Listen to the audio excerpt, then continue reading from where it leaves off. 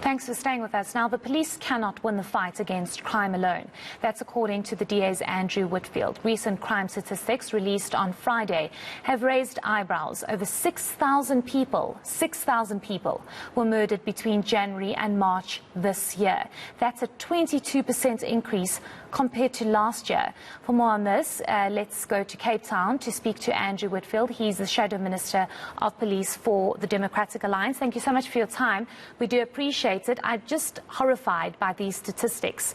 We had anti-crime activist Yusuf Abramji on earlier on saying that the war in Ukraine has killed about 4,000 civilians. But here in South Africa, in just 3 months, we've had over 6,000 people murdered. Surely this is a war, and surely something more needs to be done about it. Absolutely, Heidi. I couldn't agree with you more. I think the entire country is completely horrified, and quite rightly so. And as Yusuf indicated, I mean, just under 4,000 people, civilians, have been killed in the conflict in Ukraine. And that adds up to about 35 or 36 people per day since the war started at the beginning of February. Now, over a similar period, we're dealing with 67 murders per day in South Africa. That is more than a war zone. It is a crisis of significant proportions that is not being met with the kind of urgency from government and the state that is required to deal with this crisis. And that is why the DA has called for the convening of the National Security Council to convene on a regular basis, weekly if needs be, in order to coordinate a security response to what we believe is the greatest national security threat to our constitutional democracy internally in our country, which is the violent rate of crime in South Africa. I want us to speak about, for example, rapes and GBV, and it seems as though we're also not winning the fight and the war when it comes to these horrendous crimes. While the police minister, Bheki Cele, and the police are trying to do all they can, you know, as a victim, you think to yourself, is something really being done about this? Because there's uproar when somebody is raped and murdered, and then it dies down again. But every single day, possibly every 5 minutes or so, there's a woman and child out there or somebody out there being raped. And I wonder if we're not putting emphasis on how broken our society is and how worse these crimes keep getting every 3 months. Absolutely. I think that there's a huge element to this violent crime rate in South Africa, which has to do with our society, and I certainly wouldn't put all of the blame on the South African police service. However, I don't believe that SAPS is doing enough. I don't believe that they're doing everything that they can. And I'll give you an example.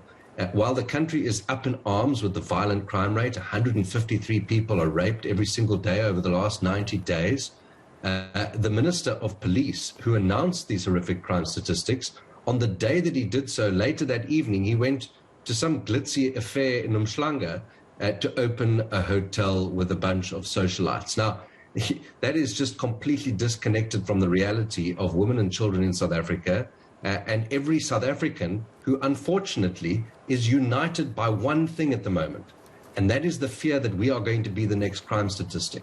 Unfortunately, it is crime that is uniting South Africa, uniting South Africans in one common objective, and that is that we need to build a safer society, a safer South Africa. And I don't believe that SAPS on its own can fight the battle. I believe it requires a whole of government approach, but specifically within the security cluster, a structure exists to coordinate intelligence and security responses, in particular to organized criminal syndicates, which are running guns out of the police into criminal hands on the ganglands, where we're seeing mass shootings taking place that SAPS on its own simply will never be able to deal with. You know, we have a strap that's running at the moment, and it says murder rates up by 22%. And this is just in the last 3 months. And, you know, as much as this is a holistic approach, all stakeholders need to come together, and society, communities need to work with police. Many are saying that the police are just not equipped. Many don't have the necessary skills to deal with these crimes. But you have situations where you have victims telling you that they called for help and they were told, well, we don't have a police van, we can't get there. And by the time they get there, it's too late. Or the forensic team won't arrive on time. Families then decide to clean up fingerprints can't be taken. So I'm wondering whether or not the police have the capable skills, the right people to actually deal with some of our crime in this country, not necessarily all of it, because we do know it's just completely out of control. So there are some excellent police officers in the ranks. Our men and women in blue are, by and large, I think they start out wanting to do the right thing, to do the right job, and along the way they become corrupted. And recently, the organizational climate survey, which was conducted by SAPS, revealed that 61% of police officers do not believe that SAPS is winning the fight. So while ordinary South Africans don't believe that they're winning the fight, SAPS themselves believes that they're not winning the fight. And that has to do, a large amount of that has to do with the fact that they are under-resourced, under-capacitated, poorly trained. There's high levels of, very low levels of morale within the ranks of the police service. Cadres are being employed and promoted above capable, fit-for-purpose police officers in the ranks, and it's created an incredibly toxic environment in which it's every officer for themselves, as opposed to every officer on the streets out there protecting the lives of ordinary South Africans who fear that they will be the next crime statistic. So it is a fact.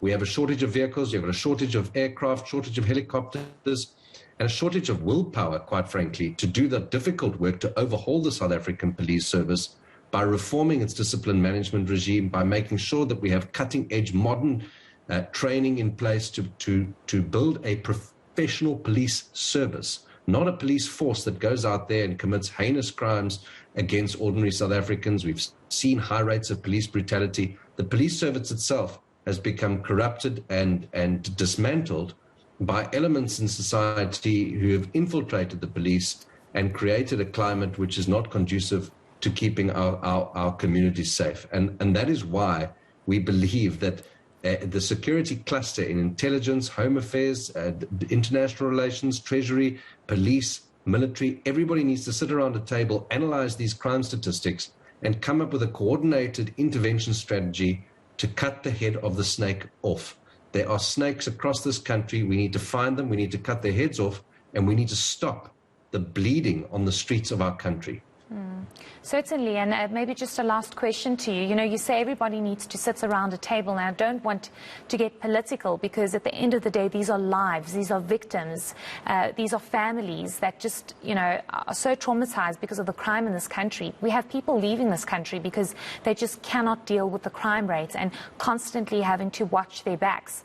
I'm wondering if, what is the solution? It's almost as though there is no one solution, but surely there needs to be cooperation and discussion with all political parties, with all stakeholders, to say, we might not come from the same political party and we might not agree on other things, but let's agree on one thing, to try and deal with crime and put a dent in this. Sure. Look, I mean, this is it's not a political problem. So, you can put the political parties around the table and we'll all agree that we need to fight crime. And I think that we could probably agree to the strategies. The problem is that the experts who are employed and deployed to deal with this, as I keep saying, are part of the security cluster. What we need is the state to sit around a table. And I'm not saying sitting around a table to have meetings for the sake of meetings. Sitting around a table talking about an analysis of the crime statistics and developing specific strategies to intervene to cut off the head of the snake, as I said, where they exist. And these organized crime syndicates are a big part of the problem. I don't think any political party has a dissenting view that we need to actually reduce the rate of crime. That's not the issue. The issue is that our state agencies, our law enforcement and security agencies, need to coordinate their response in order to achieve an outcome that is going to reduce the rate of violent crime in our country. The president has promised to halve violent crime in his term of office. It is moving rapidly in the other direction. We are a war zone.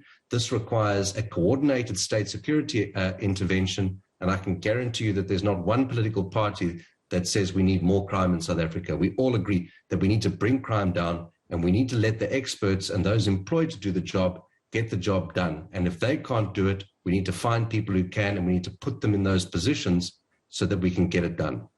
Certainly. I hope for everybody's sake and this country's sake, because it's just completely out of control. Thank you so much for your insights. We do appreciate it. That's Andrew Whitfield, who's the DA's Shadow Minister of Police.